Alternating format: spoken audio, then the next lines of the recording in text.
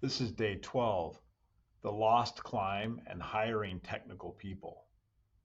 I read the Washington Post's account of Michelle Vanek's disappearance on the Mount of the Holy Cross in Colorado, and I felt a chill. The story is tragic, but what stayed with me is how clearly it revealed the way trust, preparation, and judgment can hold a team together or quietly pull it apart. Those same forces that determine the outcome of a climb also shape every business that depends on technical talent. As I sat with the article, a question surfaced in my mind. If I were standing at the base of Mount Everest, how would I choose the people who would help me reach the top? Not just climbers or rope experts, but the people we hire to guide our projects and systems through uncertain terrain. There's a lesson of the lost trail. In Vanek's story, nothing looked outrageous at first glance. A missing piece of gear, a wrong turn, and a decision to push forward when it was time to turn back. None of these were acts of malice. They were moments of confidence without caution, small compromises that felt manageable until they were not. This is the same mistake we often make in business. We equate raw technical ability with wisdom. The strongest climber is not always the safest partner. The smartest engineer is not automatically the best guide. The people who protect a team are those who prepare, adapt, and communicate and place safety above ego. They rarely appear heroic in any single moment. They become heroic through consistency and reliability over time. What I would ask a Sherpa at the base of Mount Everest. If I were interviewing someone at the base of Everest, I would ask different questions than I used to ask in a traditional hiring process. I would look for instincts that keep a team aligned when the weather changes. Do you prepare for the basics every time? Good Sherpas do not forget the water purifier. Great engineers do not forget backup security checks or dependency reviews. They approach the ordinary work with extraordinary consistency. Will you make the hard call to turn back? Ambition is valuable, but wisdom is the ability to say, not today. The conditions are wrong. I want people who protect the mission rather than chase the momentum. Can you explain the route in a way everyone understands? Silence is not a sign of confidence.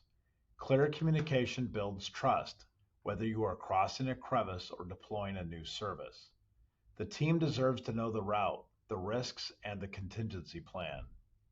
How do you respond when the weather turns? Plans fail, but egos do not need to. The best technical people accept new data, reframe the route, and continue moving forward with purpose. Are you climbing for the summit photo or the team's return? A true guide wants everyone home. In business, that means durable systems, thoughtful rollbacks, and a culture that values long term team health over a momentary applause. What the wrong guide quietly teaches. The guide in Vanek's story was not a villain, he was human. That is what makes the lesson so sharp. When experience hardens into certainty, people stop listening. When someone believes their judgment cannot be questioned, trust begins to erode. The route may look correct on the map, but the group no longer believes in the person drawing it. On a mountain, that kind of erosion can cost a life. In business, it can cost the climb itself. Timelines begin to slip, quality fades, good people start to hedge their confidence. Eventually, the team doubts its own judgment, and even simple choices become complicated. That is the cost of unexamined confidence. A simple hiring checklist that I keep in my notes. First, preparation over bravado. Ask for examples of routine checklists, pre flight habits, and how they handle the boring but essential parts of the work. Second, communication that invites inspection.